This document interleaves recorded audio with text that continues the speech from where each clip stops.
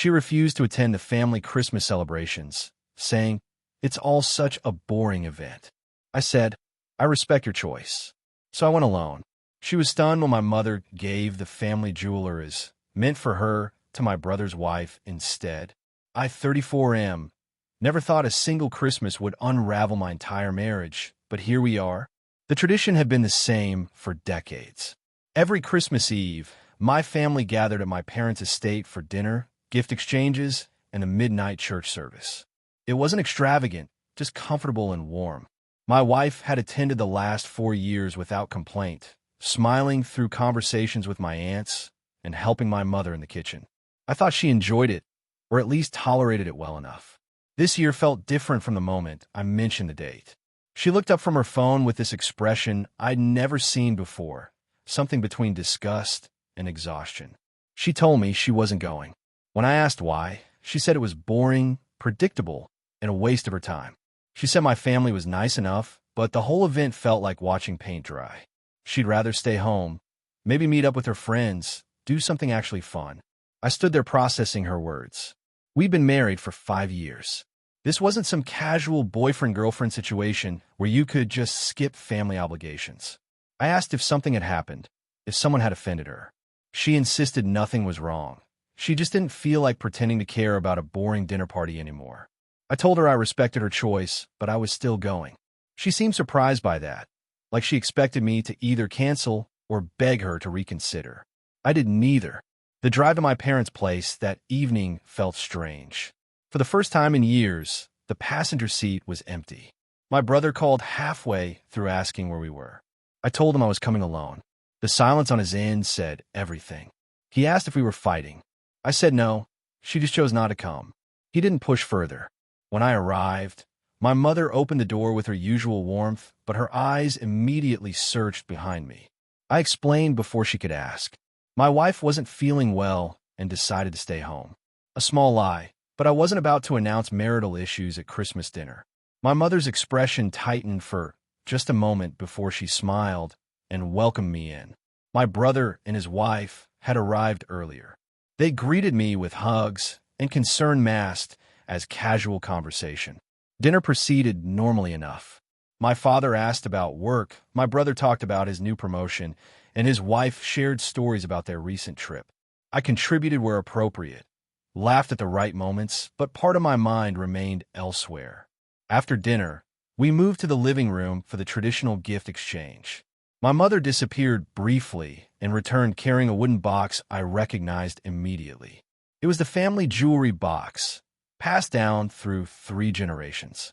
Inside were pieces my great-grandmother had collected, items my grandmother had added, and a few my mother had contributed over the years. The tradition was clear. When a son married, his wife would receive selections from this collection during the first Christmas after certain milestones. My mother had mentioned this tradition when my wife and I got engaged.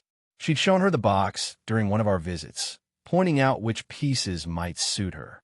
My wife had seemed interested then, asking questions about the history and value.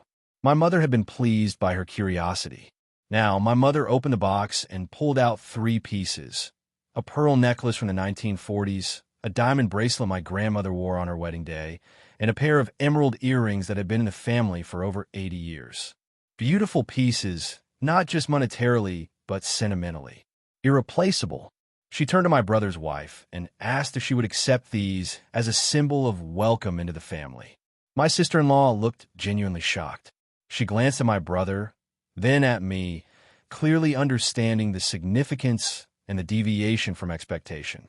She stammered something about it being too much that she couldn't possibly accept. My mother insisted. She said family was about presence and commitment, about showing up and being part of the tapestry we were all weaving together. She said these pieces should go to someone who valued being here, who made the effort to be present for the moments that mattered. My sister-in-law accepted with tears in her eyes, hugging my mother tightly. I felt nothing in that moment. No anger, no satisfaction, just a strange numbness. My father caught my eye and gave a slight nod. He knew. They both knew this wasn't just about a missed dinner. The evening continued. We attended midnight mass, sang carols, and I drove home around 2 in the morning. The house was dark when I arrived. My wife was asleep, or pretending to be. I didn't wake her. The next morning, Christmas Day, she came downstairs around 10. She asked how dinner was. I said it was nice, the usual traditions. She made coffee and asked what I meant by usual. I listed the evening's events: dinner, conversation, gift exchange, church. She asked about gifts somewhat absently, scrolling through her phone. I mentioned that my mother had given the family jewelry to my sister-in-law. Her head snapped up so fast I heard her neck crack. She asked me to repeat myself. I did, calmly, with the same neutral tone. She stared at me like I'd grown a second head. She asked why the jewelry went to my brother's wife instead of her. I explained exactly what my mother had said about presence and commitment, about the pieces go to someone who valued being there. Her face went through several colors, settling on a deep red. She said this was ridiculous, that missing one dinner shouldn't result in being passed over for family heirlooms. I reminded her it wasn't just one dinner. She'd called it boring, said my family wasn't worth her time, chose her friends over a significant family tradition. Those were her words, her choices. She insisted I should have fought for her, demanded my mother give her the jewelry regardless.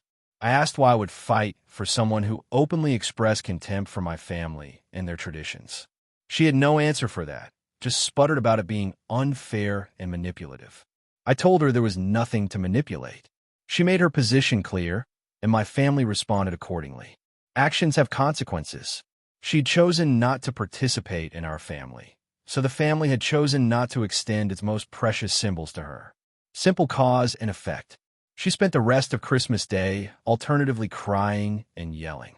She called her mother, who apparently told her she'd made her own bed. She called her sister, who was more sympathetic but still pointed out that skipping major family events sent a clear message. By evening, she'd moved into the guest room. Update 1. The week between Christmas and New Year was tense. We barely spoke. She'd emerge from the guest room for meals, eat in silence, then disappear again. I continue my normal routine: work, gym, groceries, household tasks. Life went on. 3 days after Christmas, my mother called. She asked how things were at home. I told her the truth. My wife was upset about the jewelry situation, and we weren't really speaking. My mother sighed, that deep, exhausted sound parents make when they're disappointed but not surprised. She told me something I hadn't known. Apparently, this wasn't the first complaint about my wife's attitude toward family gatherings. My aunt had mentioned at Thanksgiving that my wife seemed disinterested, spent most of the evening on her phone, barely engaged in conversation. My cousin had noticed the same at my nephew's baptism over the summer. Little things, individually meaningless, but they'd accumulated into a pattern. My mother said she'd hoped it was just adjustment, that my wife was shy or uncomfortable in groups. But the outright refusal to attend Christmas, combined with those earlier observations, painted a clearer picture. She said she liked my wife, thought she was smart and capable, but questioned whether she truly wanted to be part of our family or just married to me as an individual separate from my history and connections. That conversation stuck with me. I'd never really examined my wife's relationship with my family beyond surface pleasantries. She showed up, smiled, made small talk. I'd assumed that meant everything was fine. But presence without engagement isn't really presence at all. New Year's Eve arrived. We'd had plans for months to attend a party thrown by mutual friends. When I started getting ready, my wife emerged from the guest room dressed casually. She asked if I was really going without her. I said she was welcome to come, but I wasn't missing another event because she couldn't be bothered. She accused me of being petty and holding grudges. I corrected her. This wasn't about grudges. This was about recognizing patterns and making decisions accordingly. She'd established that family obligations weren't important to her. Fine, but she couldn't then be upset when family stopped treating her as a priority. She asked what that meant for us. I told her I didn't know yet, but I was tired of being the only one making effort to maintain connections that mattered to me. She could either decide my family and our traditions were worth her time and genuine participation, or she could continue doing her own thing. But she couldn't have it both ways. I went to the party alone, rang in a new year with friends who asked where my wife was. I gave vague answers about not feeling well. Nobody pushed. Update 2. January brought a cold that had nothing to do with weather. My wife and I existed in the same house like roommates who didn't particularly like each other. She stopped cooking, stopped doing laundry, stopped most household contributions. I picked up the slack without comment. If this was her idea of punishment, it was poorly conceived. I'd lived alone for years before marriage. I knew how to manage a household. 2 weeks into the new year, my brother called. He wanted to meet for lunch. We chose a place downtown, neutral territory. He ordered, made small talk about work, then cut to the point. He asked if I was planning to divorce my wife. The directness caught me off guard. I said I didn't know, that things were complicated. He nodded, ate some of his sandwich, then told me something that changed my perspective entirely. Apparently, his wife had overheard my wife at a family gathering last summer. They'd been in the bathroom at the same time, my wife talking on her phone to someone. She was complaining about having to waste another weekend with my boring family, counting down the hours until she could leave. She called my mother overbearing, my father dull, and said the only good thing about family events was the free food. His wife hadn't known whether to tell anyone. She'd mentioned it to my brother, and they debated bringing it to me. They'd ultimately decided against it, hoping it was just a bad day or a venting session blown out of proportion. But after the Christmas situation, his wife felt guilty for not saying something sooner. I sat there absorbing this information. It recontextualized everything. Every smile at family dinners, every polite conversation, every claim of enjoying herself had been a performance. And not even a convincing one, apparently, given how many people had noticed her disinterest. I asked my brother what he thought I should do. He said that was my call, but he wouldn't blame me for walking away. He said marriage was supposed to be a partnership, and partners showed up for each other's important moments even when they didn't personally enjoy them. That was the whole point of commitment. I drove home that afternoon with clarity I hadn't felt in weeks. When I arrived, my wife was in the living room watching television. I sat down and asked if we could talk. She muted the TV, looked at me with this guarded expression. I told her I knew about the phone conversation last summer. Watch her face go pale, then red, then pale again. She started to deny it, then realized there was no point. She asked who told me. I said it didn't matter. I asked her directly why she married me if she found my family so unbearable. She was quiet for a long time, then admitted she'd thought she could handle it. That love would make it worth the occasional boring dinner. But over time, it became harder to fake enthusiasm for people and traditions she didn't care about. I appreciated the honesty, however late it came. I asked if she loved me enough to try genuinely participating rather than just performing. She asked why it mattered so much, why I couldn't just accept that family stuff wasn't her thing. I explained that my family wasn't separate from me. They were part of my foundation, my history, my identity. Rejecting them was, in a sense, rejecting part of me. I needed a partner who understood that, who could embrace or at least respect that reality. She said she didn't think she could be that person. She tried, but it felt like wearing shoes 2 sizes too small. Uncomfortable, painful, unsustainable. We sat in silence after that. Finally, I told her I thought we should separate, not out of anger or revenge, but because we fundamentally wanted different things. I wanted a partner integrated into my life fully. She wanted a relationship that existed in a bubble separate from extended family and obligations. Neither was wrong, but they were incompatible. Update 3. She moved out in February. We're filing for divorce, keeping it civil and straightforward. No kids, relatively clean asset split. Her lawyer tried to argue she deserved compensation for enduring my family all those years, which was almost funny. That went nowhere. My mother asked if the jewelry situation had caused the divorce. I assured her it hadn't. That was just the moment when incompatibility became impossible to ignore. She thanked me for being honest and said she was sorry things hadn't worked out. My brother and his wife invited me over for dinner last week. We ate, talked, laughed. It felt good, normal, uncomplicated.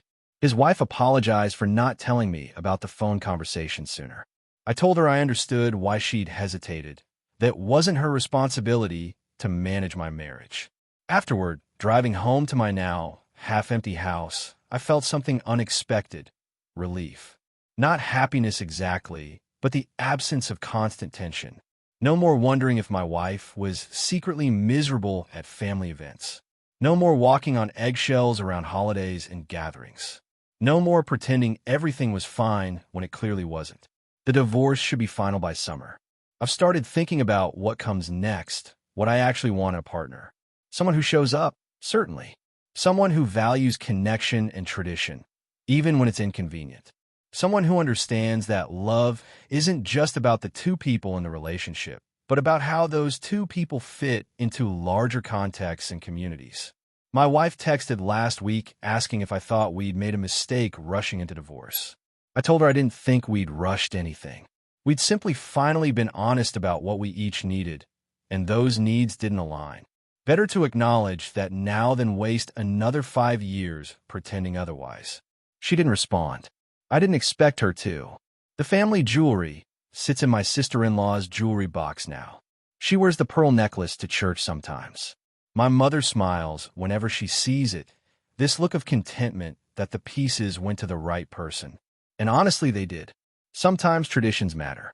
Sometimes showing up matters. Sometimes the smallest choices reveal the biggest truths about who someone really is and what they actually value. My wife valued her comfort over my family. That was her right, but it was also my right to recognize that fundamental incompatibility and act accordingly. The jewelry was never really the issue. It was just the catalyst that forced us both to stop pretending. I'm okay with how things turned out. Not happy, not devastated, just okay. And sometimes, okay is enough to build something better from.